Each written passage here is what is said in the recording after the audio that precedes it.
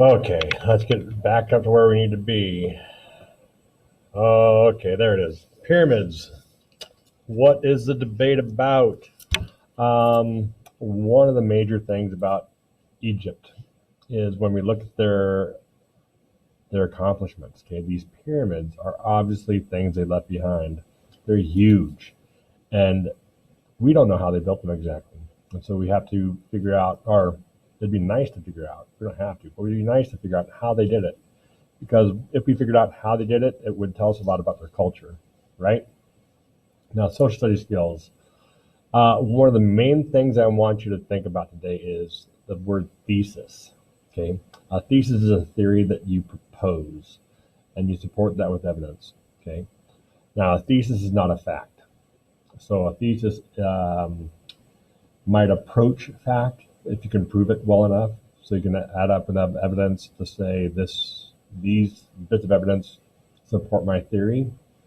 Um, but when it comes to social studies, it's not as definite as science. Okay, we can't say that water boils at this temperature and demonstrate that. Okay, social studies is going to be much more difficult than that because in social studies, we can't really um, recreate some of the experiments that we can do in science because we're dealing with people in social studies. We're dealing with how people live and um, their values and everything else. So the question that we have right now is how were the pyramids built?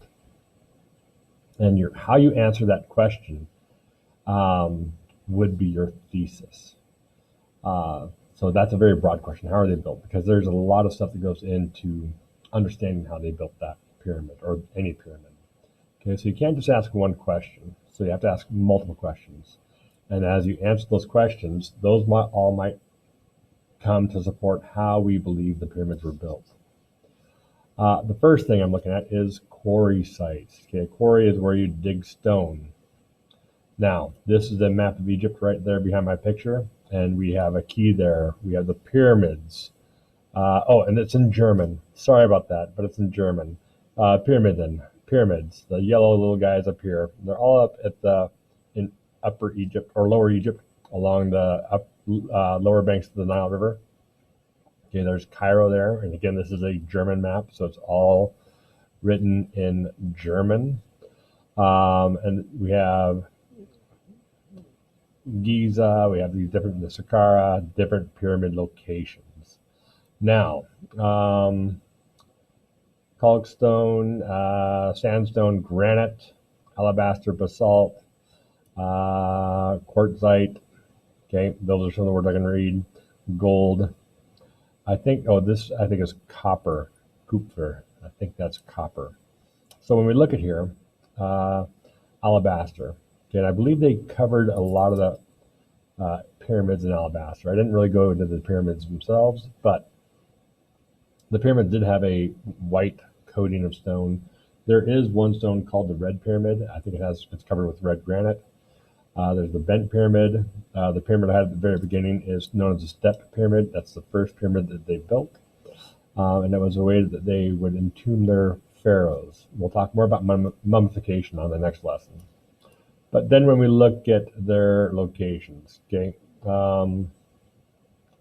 sandstone is going to be that blue color. We have sandstone down here, okay, and down there it looks like granite. Granite's going to be harder than sandstone, and I don't see. I'm a little bit colorblind, so I don't see it right there. But okay, where they harvest the granite at. Copper mines, you have different copper mines around. Now, one thing,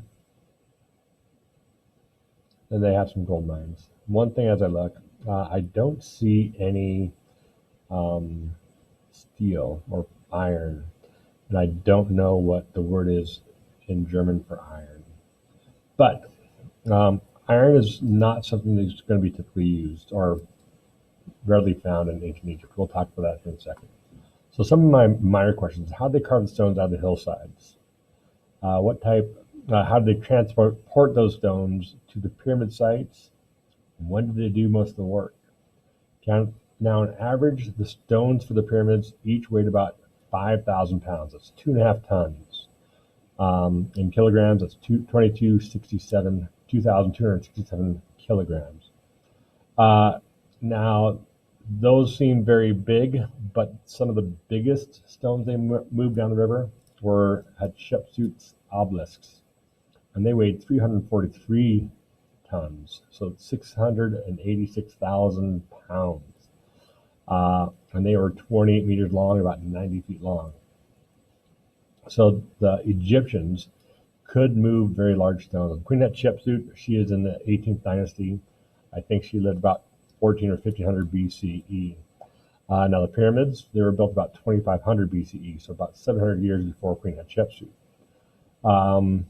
So the Egyptians would go out to these different quarries. The quarries is a rock mine, and they would dig up these stones, carve them, shape them, send them down the river. And I believe that each quarry group, too, would also record the stones that they carved out of the ground, number them, and kind of put their stamp of the work group that carved them out and sent them downriver. Now, this is, when we look at pictures, we've got to ask questions. How accurate is this? Does this actually show something that may have happened, or are ideas of what happened? Now, they did have quarries like this where stones were cut out of the ground. Now, how they cut them out of the ground, that would be open to debate. Okay, the only physical evidence is we have these rock pits, these quarries, where stones were carved out. So we have these square blocks chopped out. We also have mine shafts where stones were carved out, and so the mine shaft would have at least three sides. Okay, you have the walls, the floor, and the roof. So they cut them out of the middle of the mountainside. Now, we have these gentlemen with long shafts, using them as levers to help roll the stone over. We have gentlemen with the ropes trying to pull the stone over. Then behind them, we have some gentlemen using wooden wedges, and they're trying to split the rock away from the other rock by soaking the wooden wedges with water, so they will swell and expand and split the rock.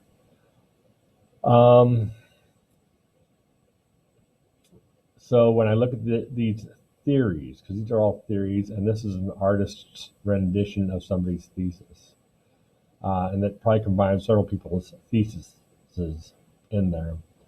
The very first one I'm going to look at is those wooden wedges. Would a wooden wedge be strong enough to split granite when it's soaked in water? I have my doubts. Okay, I don't know if that's going to be okay. Now, the levers those gentlemen are using, are they going to be strong enough to roll the stone? Again, I have my doubts. Now, the ropes, they would be able to make ropes, and they do have different materials to make rope with. But, the number of men that are trying to roll that stone, let's say this is an average sized stone of 2,500 pounds.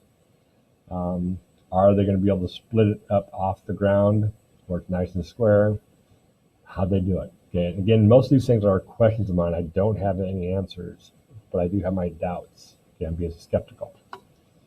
Now, what tools did they use? This comes from a book by David Macaulay called Pyramid. And these are some of the stone tools that they would have. Now, one stone tool, or we have these chisels. We have a mallet. We have string tools. Now, strings are awesome because you can always split a string in half. You can put it in quarters for good measurements. Okay, now the stone hammers. We have other stones for polishing. We have right angles. We have squares. We have trowels and floats and chisels, and they actually have a copper saw over here.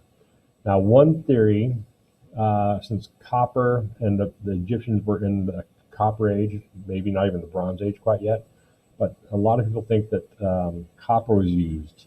Copper is a very soft metal, so I don't know if that would be hard enough to break through. Here's something they did find physical evidence of. Okay, this rock ball is a dolerite ball or dolerite rock. And you see this man dropping the rock repeatedly into that spot. Dolerite would be harder than granite. It'd be harder than the limestone they were trying to cut. And so you could wear away the blocks with dolerite balls, and eventually that rock, that dolerite ball would become rounded like that. They have found many of those out in the old quarries. Now, a wooden wedge to split stone, I, ice can split stone. Okay, so if you drop water down a crack and you freeze it, which is not going to happen in Egypt, that water will expand and split the rock. Okay, I don't think that you can get wood to split rock because that rock is going to be too tightly held together and the wood won't soak up the water. Okay, so when we look at these sites, what evidence is out there? I think they have found different tools like this.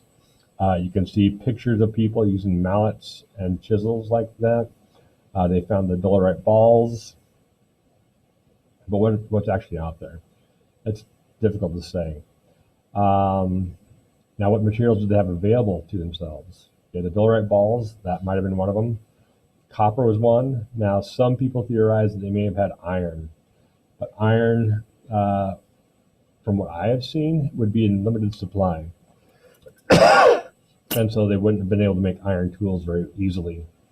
Now, iron would be a lot harder and more capable or more able to chip away at the stone, but I don't know if they had it.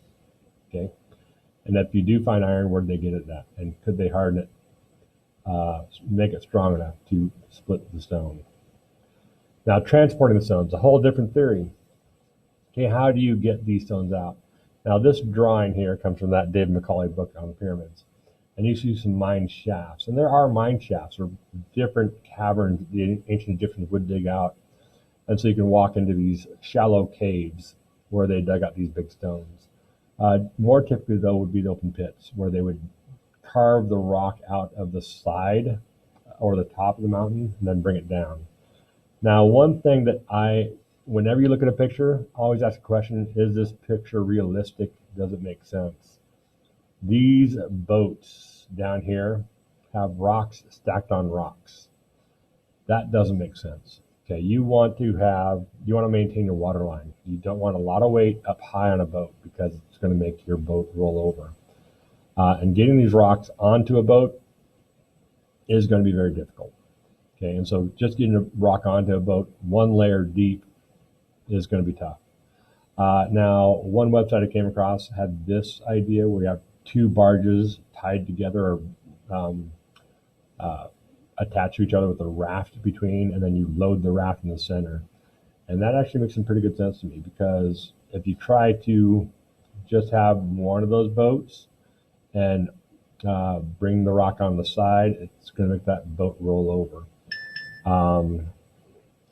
And so there's going to be some difficulties of getting those down to the building sites. Now, unloading the boat is going to be another topic, just like taking the rock off. How do you do it? There are different theories out there, okay? And so far, I don't know if they have any great theories. Now, one theory is they did use the Nile floods to get the rocks closer to the building sites. I'm not sure if they actually did that, though. Hang on one second. But we're going to keep going. Now, moving the stones. How did they get the stones to the top of the pyramid? This is a big debate because how do you get these rocks all the way to the top? One major debate, and this is actually in our textbook, is they show ramps.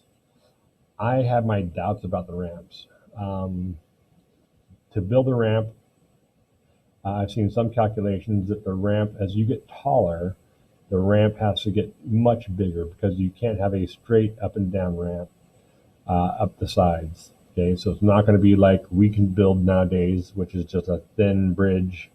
Okay, if they are going to build a ramp, it has to be pyramid shaped. It has to have a nice broad base at the bottom and work all the way up to the top. Now, what materials do they use to make those ramps? If they're making it out of stone, okay, you're going to be building a huge structure to build a different structure. Another calculation I saw is that the ramp material might be more than the material used for the pyramid, which doesn't make sense. Now, because you're not going to build something bigger than your construction project, because it's just too much to get that all done. Now, other questions, okay? If you do have it come up the side of the pyramid like this, okay, how steep is that side going to be? Is it going to be supporting that material? Okay, where did the material come from? Where did it go? Is there evidence of ramps being used? And they do have some evidence of small ramps, but nothing on the scale of this big ramp here, or even ramps that came up the side of the pyramid there. Now, what other methods could they have used? There's a D there, but my picture's in the way. There is another theory. Now, this theory, I'm not sure if I follow this one very well or if I agree with this one either. But Franz Lohner, he's the German where I got this website from, this information from. He thinks that they had wooden tracks, almost like railroad tracks, and you would have these hauling teams that the ropes went up around pulley systems. He called them tourist stones, and those stones would be you'd have a log in there, and you'd pull the block up. I'm not sure if I agree with this theory, but it is a fascinating theory to look at. Okay, the men would use the downhill slope, because of the pyramid they're dragging that up, to pull down. The pulleys up here might loosen or lessen their load a little bit if they did it correctly, but the stone would haul up. And they would have to do like how many stones? I think the calculation is like a stone every like 8 to 10 seconds to get it up there, to build a pyramid within 10 years or 20 years. It's kind of crazy. Now you do have other people here dropping water on the tracks to make it slick. You have people here that are putting in blocks to keep the stone from sliding down. It's kind of an emergency brake. So you have a crew of people that are pulling that stone up. And like I said, this is a theory, and I haven't seen too much fact about it. I did want to give you guys the real evidence of what we do have. Okay, this is Hatshepsut's obelisk, 91 feet tall, and we don't know how they stood him up. Okay, stone is very fragile; it can crack like glass, and so to get this into place and then stand it up, all 343 tons, is going to be difficult. Now, this is an amazing graphic. So the first 20 rows of material is 30% of the material used in a pyramid. The first 30 meters is over halfway there. Okay, the last 46 meters only requires 3% of the material being laid out there. And we do have a 146 meter tall pyramid here. It's about 400 feet. And so it's quite a tall structure. It was the tallest structure on Earth until modern days. But again, we don't know exactly how they built these things, or how they transported all the stone, how they cut the stone, everything. So coming back to this thesis, a theory that's proposed and that's supported with evidence. And I did not give you a thesis in this. I gave you lots of questions. Okay. Now, were there any facts I used in my presentation? Now, the pictures I used aren't facts. Those are theories. Those are ideas that may be based on evidence. They may not be based on evidence. The facts I used would have numbers to them. So the height of the pyramid, the weight of the pyramid blocks, those things would be facts. Everything else is going to be a theory. And we're not quite sure how they did it. Okay, so as you are looking at social studies, start thinking in the terms of a thesis. What are the facts out there? What do those facts prove? Do they give us a clear picture of how the people lived their life, when they did things, how they did things? Or are these just people's theories that aren't very well supported with evidence? Okay, I only have one source out there right now. I did use Dave McCauley's book a little bit. I also used a few websites for just the pictures. If you have any questions, can't wait to talk to you. Have a good day.